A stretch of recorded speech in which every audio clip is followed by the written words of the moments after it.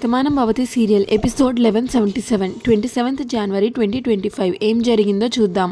భార్గవి రాగానే భువనేశ్వరి ఏంటి భార్గవి ఇంత ఆలస్యమైందేంటి అని అడిగితే ఏం లేదంటే హాస్పిటల్లో కొంచెం లేట్ అయింది అని అంటుంది భార్గవి బొట్టు పెట్టి అక్షంతులు వేస్తుంది. జయానేమో ఏంటి ఏమైంది దీనికి విషం తిన్నా సరే ఇంకా నవ్వుతూ ఉంది అని అనుకుంటుంది. ఈలోగా పక్క నుంచి సత్య ఏంటమ్మా విషం తిన్న మనిషి ఇంకా నవ్వుతూ ఉంది అని అనుకుంటున్నావా అని అంటుంది. అప్పుడు ఆశ్చర్యంగా చూస్తుంది జయ సత్య వంక. నువ్వు విషం కలిపావని నాకు తెలుసమ్మా అని సత్య అంటే ఏం మాట్లాడుతున్నావే నువ్వు, నేను విషం కలపడం ఏంటి అని జయ అంటుంది. నువ్వు ఇంకా ఎందుకమ్మా నటిస్తావు, నువ్వు చేసింది మొత్తం చూశాను అని అంటుంది సత్య. ఇందాకటి నుంచి నువ్వెందుకు టెన్షన్ పడుతున్నావో నాకు తెలుసమ్మా, నువ్వు కలిపిన విషయం రాధ తిని చచ్చిపోతుంది అని అనుకుంటున్నావు కదా, కానీ అక్కడ అలా ఏమీ జరగదు, ఆ స్వీట్స్ అన్నీ నేను మార్చేశాను అంటుంది సత్య. ఇప్పుడు సత్య అంటూ సీరియస్గా చూస్తుంది జయ. ఇంకో పక్కన వచ్చిన ముత్తైదువుల్లో ఒక ఆవిడ, అమ్మ జయ మీ ఇంట్లో శ్రీమంతం జరుగుతుంటే నువ్వేంటి అంటీ ముట్టనట్లుగా అలా దూరంగా ఉండిపోయావు, ఇక్కడికి రా హారతి ఇవ్వాలి రాధకి అని అంటే, జయ నేనెందుకులే పిన్ని మీ అందరూ ఉన్నారు కదా మీరివ్వండి అని అంటుంది. దానికి భువనేశ్వరి జయ ఎంతమంది ఉన్నా ఇంటి ఆడపిల్లలుంటే ఆ ఆనందమే వేరేగా ఉంటుంది, నువ్వు ఇలారా అని అంటుంది భువనేశ్వరి జయతో. అప్పుడు సత్య నా మొహం ఎందుకు చూస్తున్నావు, పిలుస్తున్నారు కదా వెళ్ళి హారతి ఇవ్వు అంటుంది వాళ్ళ అమ్మని. జయ ఇంటికొచ్చిన ముత్తైదువులు భానుకి హారతిస్తారు. అప్పుడు ఆ ముత్తైదువుల్లో ఒక ఆవిడ, చూసారా నిన్నటి వరకు అసలు రాధ అంటే పడేదే కాదు, తనని పంపించడానికి ఎవరినో నాటకాల వాళ్ళని కూడా తీసుకొచ్చింది, ఇప్పుడేమో తనే హారతిస్తుంది, అంత కాలమహిమ అని అంటారు జయాని చూసి. అప్పుడు భాను తనతో అలా మాట్లాడొద్దు, ఆవిడ ప్లేస్లో ఎవరున్నా సరే అలానే ఆలోచిస్తారు, తను చేసింది ఏమీ తప్పు కాదు కదా. అప్పుడు ఒక ఆవిడ, అదేంటమ్మా నిన్ను అన్ని ఇబ్బందులు పెట్టింది కదా, జయప్రద మీద నీకు కోపం లేదా అని భానుని అడుగుతారు. దానికి భాను ఎందుకండి కోపం, ఆవిడ ఈ ఇంటి గురించి ఆలోచించారు, తన పుట్టింటి గౌరవాన్ని కాపాడాలి అని అనుకున్నారు, నేను గతాన్ని మర్చిపోయాను, ఏం జరిగిందో నాకు తెలీదు, అలాంటి నన్ను ఈ ఇంట్లో ఇంత ప్రేమాభిమానాలు చూపిస్తూ ఆదరిస్తున్నారు, నేను ఈ ఇంట్లో ఉంటే ఈ ఇంటికి ఎక్కడ అప్రతిష్ట వస్తుందో అని ఆవిడ ఈ ఇంటి గురించి ఆలోచించారే తప్ప ఆవిడికి నా మీద ఎలాంటి కోపం లేదు అని అంటుంది భాను. అప్పుడు భువనేశ్వరి చాలా సంతోషమమ్మా, నువ్వు అభిమానించే మనుషుల గౌరవాన్ని ఎంతలాగా నిలబడతావో ఈ మాటల్లోనే తెలుస్తుంది, నువ్వు మా ఇంట్లో ఉండడం మా అందరికీ సంతోషమే, నీ వల్ల మా ఇంటికి ఎలాంటి అగౌరవం రాదు, నువ్వు ఈ ఊర్లో ఉండాలని ఊరందరూ కోరుకుంటున్నారు, నీలాంటి మనిషి ఎక్కడ ఉన్నా మంచే జరుగుతుంది అంటుంది భువనేశ్వరి. మరో పక్కన ఊర్మిళ గారింట్లో స్నేహ నీలిమ వాళ్ళ పెద్దమ్మతో ఇలా అంటుంది, అమ్మ వీళ్ళందరూ ఎంత మంచి వాళ్ళో కదా, మనల్ని ఎంతో ప్రేమగా చూస్తున్నారు అని అంటుంది. దానికి నీలిమ వాళ్ళ పెద్దమ్మ, నిజమేనమ్మా, కానీ మనం ఇక్కడ ఉండడం ఎంతవరకు కరెక్ట్ చెప్పు, మనకి ఎన్నో సమస్యలు ఉన్నాయి, మనం ఇక్కడే ఉంటే ఆ సమస్యలన్నీ బయటకు వస్తాయి. దానికి స్నేహ, నిజమేనమ్మా ఆ భయం నాకు ఉంది, మనకి అప్పులు బోల్డ్ ఉన్నాయి, మనకి ఎన్నో ఫోన్లు వస్తూ ఉంటాయి, వీళ్ళ ముందు కానీ ఆ అప్పుల ఫోన్ వచ్చిందంటే వీళ్ళ ముందు మన పరువేం కావాలి చెప్పు అని అంటుంది. ఇంకా ఒక అప్పులతను ఫోన్ చేస్తాడు నీలిమ వాళ్ళ పెద్దమ్మకి, ఫోన్ చేసి ఆమెని తిడతాడు, ఏంటండి ఎన్నిసార్లు ఫోన్ చేసినా ఫోన్ ఎత్తరేంటి, అప్పులు అడిగినప్పుడు మాత్రం 100 సార్లు ఫోన్లు చేస్తారు, అదే మేము తిరిగి అడిగేటప్పుడు ఫోన్ చేస్తే మాత్రం ఫోన్ సైలెంట్లో ఉంది చూసుకోలేదు, ఇలాంటి కబుర్లు చెప్తారు, మీకు రేపు ఉదయం వరకు టైం ఇస్తున్నా, రేపు ఉదయం 10 గంటల్లోకి అప్పు ఇంట్రెస్ట్ కట్టకపోతే ఇంటికి వచ్చి కాల్ చేస్తాం, ఒకవేళ మీరు ఇంట్లో లేకపోతే ఎక్కడ ఉంటే అక్కడికి వచ్చి మాట్లాడతా జాగ్రత్త అని బెదిరించి ఫోన్ కట్ చేస్తాడు. స్నేహ, ఎవరమ్మా ఫోను, ఆ అప్లోడేనా అంటే, అవునమ్మా రేపు ఉదయం 10 గంటలకా వడ్డీ కట్టకపోతే ఇంటికి వచ్చి గొడవ చేస్తా అంటున్నాడు, మనం ఇక్కడ ఉన్నాం కదా, ఇక్కడికి వచ్చి గొడవ చేస్తే మన పరువు ఏమవుతుంది అని అనుకుంటారు ఇద్దరు. అప్పుడు స్నేహ, పోనీ నీలిమని సహాయం అడుగుదామా, తను చెప్పింది కదా మన పరిస్థితి ఎలా ఉన్నా సరే తను మారుస్తానని అని అంటే, దానికి వాళ్ళమ్మ, లేదే పాపం తన తండ్రి ఫోటోను గుర్తుపట్టి మన ఇంతలాగా ఆదరిస్తుంది, తను మాట వరుసకు అలా చెప్పినా సరే మనం అడగకూడదే అని అంటుంది స్నేహ వాళ్ళ అమ్మ. తను ఎంతో మంచి మనసుతో నిన్ను అక్కగా నన్ను పెద్దమ్మగా వ్యవహరిస్తుంది, అలాంటి మంచి మనసున్న మనిషి దగ్గరికి వెళ్ళి డబ్బు సహాయం అడిగితే ఏం బాగుంటుంది, ఈ విషయం రహస్యంగానే ఉంచుదాం అని వాళ్ళ అమ్మ అంటుండగా ఈలోగా చాందిని పార్దు అక్కడికి వస్తారు. మీరేదో మాట్లాడుకుంటున్నట్టున్నారు, మేమేం డిస్టర్బ్ చేయలేదు కదా అని చాందిని అంటే, మీ మాట్లాడుకోవడానికి ఏముంటుందమ్మా, మా నీలిమ ఎంత అదృష్టవంతురాలో మీ ఇంటికి కోడలవుతుంది అని స్నేహకి చెప్తున్నాను అంటుంది నీలిమ పెద్దమ్మ. పార్దు నీలిమ తనకంటూ ఎవరూ లేరని ఒంటరినని ఎప్పుడు బాధపడుతూ ఉండేదండి. ఆ బాధ చూడలేకే మా నాన్న తన్ని కూతురుగా దత్తత తీసుకున్నారు. ఆ విషయం తనతో చెప్పారు. అయినా కూడా నీలిమ మీరు కనబడేసరికి తన వాళ్ళు తనకి దొరికారని ఎంతో సంతోషంగా ఉంది. ఇప్పుడు చాలా ఆనందంగా ఉంది. తను ఇంత సంతోషంగా మేము ఎప్పుడూ చూడలేదు. అప్పుడు స్నేహ మీలాంటి వాళ్ళతో కలిసి ఉంటుంది కదా, తను నిజంగా చాలా అదృష్టవంతురాలండి. ఇంత మంచి కుటుంబంలో ఉంటే తన వాళ్ళు పరాయి వాళ్ళు అని ఏముంటుంది అసలు అని అంటుంది స్నేహ. దానికి చాందిని మీరు చెప్పింది నిజమేనండి, కానీ ఎంతైనా సరే ఇది తనకి అత్తవారిల్లే అవుతుంది. మేమందరం తనకి అత్తవారింటి వాళ్ళం, కానీ మీరు మాత్రం తనకి సొంత రక్తం అవుతారు. అందుకే తను ఇంత సంతోషపడుతుంది. అందరం ఎప్పుడు ఇలాగే సంతోషంగా కలిసి ఉండాలని మేము కోరుకుంటున్నాం. సమయానికి మీరు తనకు కనిపించడం నిజంగా అదృష్టంగా భావిస్తున్నాం అంటుంది చాందిని. ఈలోగా నీలిమ అక్కడికి వచ్చి మీ అందరు ఇక్కడ ఉన్నారా అంటే అవును నీలిమ నీ గురించే మాట్లాడుకుంటున్నాం అని చాందిని అంటుంది. నా గురించి ఏముంటుంది మాట్లాడుకోవడానికి అని నీలిమ అంటే పదండి పెద్దమ్మ భోంచేద్దాం అని నీలిమ పిలిస్తే అందరూ కలిసి భోజనానికి వెళ్తారు. భాను భార్గవితో భార్గవి గారు మీతో ఒక 10 నిమిషాలు మాట్లాడాలి, అప్పుడే వెళ్ళమాకండి అని అంటుంది. సరే అంటుంది భార్గవి. మరో పక్కన వచ్చిన ముత్తైదువులు భువనేశ్వరి గారమ్మ మనసు చాలా పెద్దది, అందుకే రాధమ్మకి శ్రీమంతం ఇంత ఘనంగా జరిపించారు. పెద్దవాళ్ళ మనసు ఎప్పుడు పెద్దగానే ఉంటుంది అని భువనేశ్వరిని పొగుడుతారు.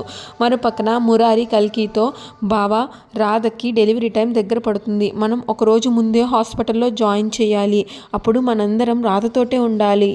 దానికి కలికి తప్పకుండా మురారి, చూసావు కదా అత్తయ్యలో కూడా మార్పు వచ్చింది, రాధని ఎంతో అభిమానంగా చూసుకుంటున్నారు, ఇప్పుడు శ్రీమంతం కూడా జరిపించారు, మనందరం దగ్గరే ఉన్నాం కాబట్టి ఎలాంటి భయము లేదు అని కలికి అంటే మురారి తనకి డెలివరీ సమయంలో గతం గుర్తొస్తుంది అని డాక్టర్ చెప్పారు. నిజంగా గతం గుర్తొస్తే అప్పుడు మనం ఏం చేయాలి అనేది ఆలోచించాలి అని అంటాడు మురారి. తనని ఎవరు ఇలా చేశారో తెలుసుకోవాలి, నా రాధని బాధ పెట్టిన వాళ్ళని వదలకూడదు అని మురారి అంటే కలికి చూడు మురారి తను ఇప్పుడు చాలా సంతోషంగా ఉంది, తను తప్పకుండా నీ జీవితంలోకి వస్తుంది, మీ ఇద్దరు ఎప్పటికీ ఆనందంగా ఉంటారని నాకు తెలుస్తుంది, నువ్వు ఇలాంటి ఆలోచనలు ఏమీ పెట్టుకోకు, ఈ విషయం తనకి తెలిస్తే తను బాధపడుతుంది సరేనా అంటాడు కల్కి. మరో పక్కన జయ కోపంతో ఉంటుంది. అప్పుడు సత్య చూసేవా అమ్మ, నువ్వు ఒకరికి చెడు చేయాలి అని తలుచుకుంటే అది ఎప్పటికీ జరగలేదు, తనకి చితి పేర్చాలి అని నువ్వు ఎందుకు ఆలోచించావు, నీ చేతే తనకి మంగళహారతులు పట్టించారు, అదేనమ్మా మంచితనానికి వంచనకి ఉన్న తేడా, ముందు అది తెలుసుకో అని అంటుంది సత్య.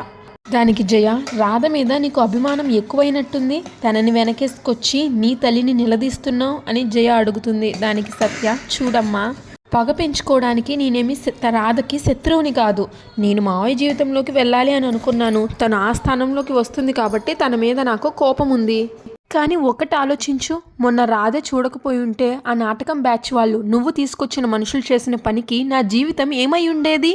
జయ నువ్వు చాలా ఎక్కువగా మాట్లాడుతున్నావు, చిన్నపిల్లలాగా ఉండు అని అంటుంది. దానికి సత్య ఏంటమ్మా నేను చిన్నపిల్లనా, నేనేం చిన్నపిల్లని కాదు, అన్నీ తెలిసిన పిల్లని, పెళ్ళిడికి వచ్చిన పిల్లని, నువ్వు చేస్తున్నది తప్పు అని నిలదీస్తున్న నీ కూతుర్ని, అది మర్చిపోకు అని అంటే జయాకి కోపం వచ్చి నిన్ను అని కొట్టపోతుంది సత్యని, కానీ కొట్టదు, ఛా అని అటు తిరిగిపోతుంది. ఊర్మిళ ఇంటికి వాసు కంగారుగా వస్తాడు. కంగారుగా వచ్చి అందరినీ పిలుస్తాడు.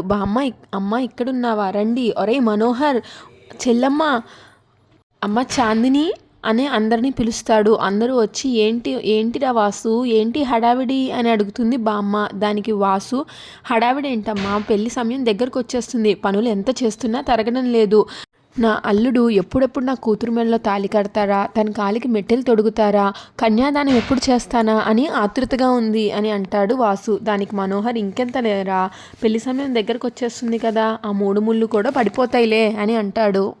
దానికి వాసు 3 ముళ్ళు పడిపోతాయిలేరా, కానీ అందరూ రావాలి, ఆశీర్వదించాలి, అక్షంతలు వెయ్యాలి, ముందు వాళ్ళందరూ రావాలంటే మనం పెళ్లి కార్డ్స్ ఇవ్వాలి కదా అని పెళ్లి కార్డ్స్ ఇదిగో చూడు చెల్లమ్మ అని చెప్పి అందరికీ ఇస్తాడు చూడడానికి. అందరూ శుభలేఖ బాగుంది అని అంటారు. బామ్మేమో కొన్నాళ్ళుగా ఈ ఇంటికి ఏదో శాపం పెట్టినట్టుగా అందరి కళ్ళల్లో కష్టాలు కన్నీళ్ళే కనిపించాయి, కానీ ఈ శుభకార్యం అనుకోగానే అందరి మనసుల్లో మొహాల్లో చిరునవ్వులు వచ్చాయి అని అంటుంది. కుటుంబం అంతా భాను ఫోటో దగ్గరికి వెళ్తారు. ఊర్మిళ ఇలా అంటుంది, భాను నువ్వు మా ఇంటికి వెలుగువి, నువ్వు వెళ్ళిపోతే నీతో పాటు ఆ కాంతి వెళ్ళిపోయిందని మేమంతా బాధపడ్డాము, ఈ ఇంటి మంచి అందరికంటే ఎక్కువగా నువ్వే కోరుకున్నావు, అలాంటి నువ్వు మాతో లేకపోయినా, ఈ ఇంట్లో ఆనందం లేకపోతే నీ ఆత్మ శాంతించదని మాకు తెలుసు. నువ్వు అభిమానంగా చూసుకునే కార్తిక్ని, వాడిని అంతే అభిమానంగా చూసుకునే నీలిమ తన జీవితంలోకి రావాలని మేమందరం అనుకుంటున్నాము. ఇదిగో పెళ్లి ముహూర్తం కూడా పెట్టాం. తొలి శుభలేఖ నీ ముందు పెట్టాం అంటూ భాను ఫోటో ముందు పెడుతుంది ఊర్మిళ పెళ్లి కార్డు.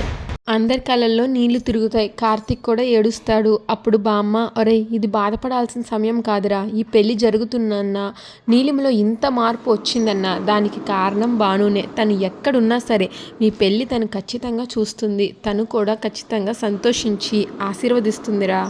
మనోహర్ ఏమో ఇంకా ఎలాంటి ఆటంకం రాకుండా ఈ పెళ్ళి జరగాలి అంటే ముందు గుడిలో పూజ చేయించి పనులు మొదలు పెడదామని అంటాడు. ఊర్మిళ కూడా అవునండి, ముందు గుడిలో పూజ చేయించి పనులు మొదలు పెడదామని అంటుంది. శ్రీమంతం అవ్వంగానే భాను డాక్టర్ భార్గవిని పక్కకి తీసుకొని వెళ్తుంది చేయి పట్టుకొని. భార్గవితో పాటు తన తమ్ముడు ఆదిత్య కూడా ఉంటాడు. భార్గవి ఇలా అంటుంది, ఏంటి రాధా ఏం మాట్లాడాలి అని రమ్మన్నావు? డెలివరీ గురించే కదా, నువ్వేమీ భయపడకు, అదంతా మేము చూసుకుంటాం అని అంటుంది భార్గవి. దానికి భాను నేను మాట్లాడాలనుకుంటుంది దాని గురించి కాదు అని అంటుంది. అప్పుడు భార్గవి, దాని గురించి కాదా, మరి ఇంకా దేని గురించి మాట్లాడడానికి ఉంది? నీకు కావాల్సిన అవసరాలన్నీ మురారి గారు చూసుకుంటున్నారు. భువనేశ్వరి అమ్మగారు కూడా నిన్ను మంచిగానే చూసుకుంటున్నారు కదా, నీ పట్ల ఎంతో అభిమానంతో ఉన్నారు అని అంటుంది భార్గవి. ఆదిత్య కూడా అవునక్క, ఇంతకు ముందంటే భువనేశ్వరి గారికి నీ మీద కోపం ఉండేది, కానీ ఇప్పుడు అదేమీ లేదు, నిన్ను ఎంతో అభిమానంగా చూస్తున్నారు. ఇంకా నువ్వు దేని గురించి ఆలోచించక్కర్లేదు. నీ ఇంట్లో వాళ్ళు నీతో ఉండగా ఇంకా దేని గురించి అక్క నువ్వు ఇంతలాగా ఆలోచించేది అని అంటాడు ఆదిత్య. దానికి భాను, ఇది నా ఇల్లు కాదు, నేనెప్పటికీ ఇక్కడ ఉండిపోకూడదు. మురారి గారు ఎంత మంచి వ్యక్తో నాకు తెలుసు, కానీ దాన్ని అలసిగా తీసుకొని ఎప్పటికీ నేను ఇక్కడ ఉండిపోకూడదు. అందుకే డెలివరీకి ఒకరోజు ముందు మీరు నన్ను ఇక్కడి నుంచి తీసుకెళ్ళడానికి సహాయం చేయాలి అంటుంది భాను. ఆ మాటకి భార్గవి ఆదిత్య ఇద్దరు షాక్ అవుతారు. ఒకళ్ళు మొహం ఒకళ్ళు చూసుకుంటారు. అంతటితో ఎపిసోడ్ పూర్తయిపోతుంది. నెక్స్ట్ ఎపిసోడ్ ప్రోమోలో సత్య వాళ్ళ అమ్మ జయతో ఇలా అంటుంది, రాధకి ఏమీ జరగకూడదని ఆ స్వీట్ బాక్స్ తీసుకొచ్చేసి నేనే ఈ రూమ్లో పెట్టాను అని చూపిస్తుంది. ఈలోగా భువనేశ్వరి అక్కడికి వచ్చి, మీ ఇద్దరు ఎక్కడున్నారేంటి, ఏం మాట్లాడుకుంటున్నారు, అక్కడ అందరూ ముత్తైదువులు ఉండగా రండి అని ఈ స్వీట్ బాక్స్ ఇక్కడ ఉండిపోయిందేంటి అని ఆ స్వీట్ బాక్స్ తీసుకొని చూస్తుంది భువనేశ్వరి. ఈ స్వీట్ అంటే మురారికి ఎంతో ఇష్టం, మురారికి తినమని ఇస్తాను అని చెప్పి తీసుకొని వెళ్తుంది భువనేశ్వరి. వాళ్ళిద్దరూ ఏం చేయాలో తెలియక అమ్మమ్మ అమ్మ అని ఆపడానికి ప్రయత్నిస్తారు. భువనేశ్వరి కిట్టయ్య అంటూ మురారి దగ్గరికి వెళ్ళి, కిట్టయ్య నీకు ఇష్టమైన స్వీట్ తీసుకొచ్చా, నా చేత్తో నేనే తినిపిస్తా అంటూ తినిపిస్తుంది. వాళ్ళిద్దరూ షాక్ అవుతారు, జయాను సత్య. మీరు మా ఛానల్ని ఇదే ఫస్ట్ టైం చూస్తున్నట్లయితే please subscribe to our channel. అలాగే ఈ ఎపిసోడ్ పైన మీ ఒపీనియన్ని కామెంట్ చేయండి. మీకు ఈ వీడియో నచ్చినట్లయితే లైక్ చేయండి. Thanks for watching.